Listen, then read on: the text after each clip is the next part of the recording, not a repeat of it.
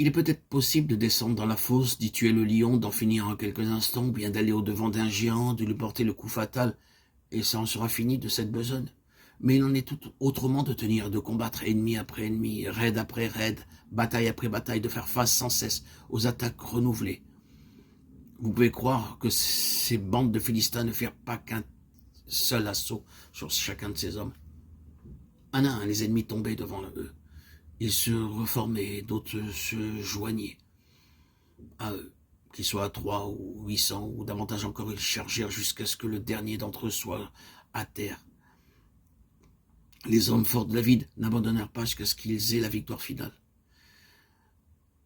La vigueur de ces hommes est remarquable et dans le même esprit, nous voyons Paul persévérant jusqu'à la fin. Bien sûr, il était épuisé, la mort à l'âme, fourbu de la bataille, mais il pouvait dire « J'ai combattu le bon combat, j'ai achevé la course, j'ai gardé la foi » de Timothée 4,7. Avec Paul, il n'y avait pas d'abandon. Et ceci est le test de la capacité spirituelle. D'abord, voir la pleine pensée de Dieu, ne rien accepter de moindre et s'y consacrer entièrement. Ensuite, avoir l'initiative et prendre la responsabilité dans ce à quoi cette pensée divine nous implique. De façon à ne pas avoir besoin d'y être rappelé, de ne pas avoir besoin d'y être exhorté ou d'y être contraint malgré nous. Car nous y sommes vivants à cette pensée, nous y sommes éveillés et nous nous y appliquons parce qu'elle est devenue une affaire personnelle, une affaire qui nous concerne directement. Enfin, pour changer la métaphore, ayant la main la charrue, ne jetant aucun regard en arrière, ne laissant aucun champ moitié labouré, ne lâchant rien parce que les choses deviennent difficiles et monotones, mais persévérant jusqu'à la fin, même si ce doit être dans la lassitude. Je ne sais s'il y a autre chose à ajouter à ce sujet. Il n'y a aucun doute que nous sommes impliqués aujourd'hui dans cette même situation, que la majorité n'est pas prête à payer le prix. Il est plus aisé d'accepter une pensée plus facile, une qui soit moins coûteuse. Mais la question est la suivante. Allons-nous atteindre les 3 premiers ou bien allons-nous nous contenter d'être dans le 2e ou bien même dans le 3e groupe? C'est la question à laquelle nous devons tous répondre. Lorsque nous avons tout dit, à quoi cela nous amène-t-il?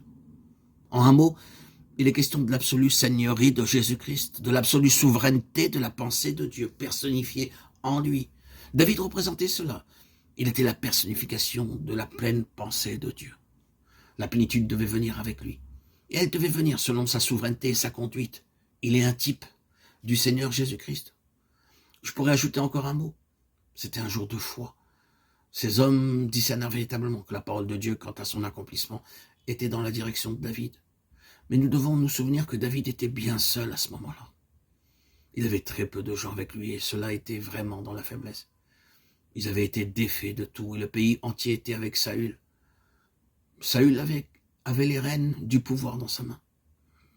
Et il était risqué de se désolidariser de cela.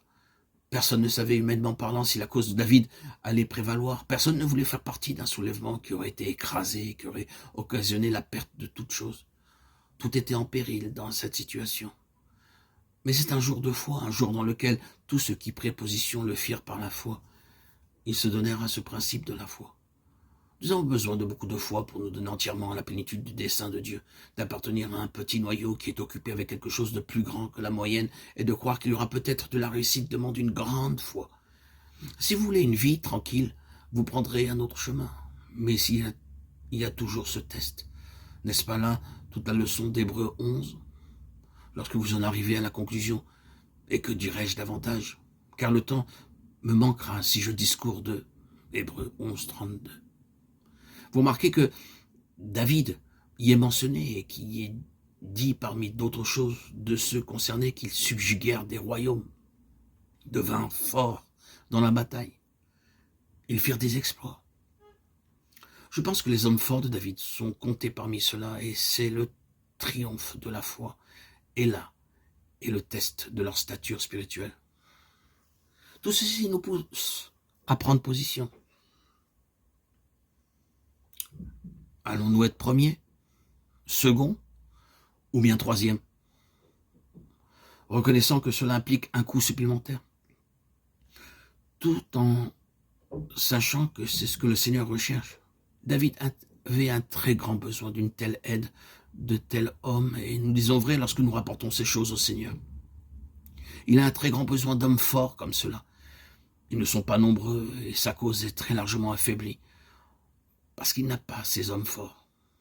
Il n'y a aucun doute. Il nous appelle à faire face aux défis que cela représente.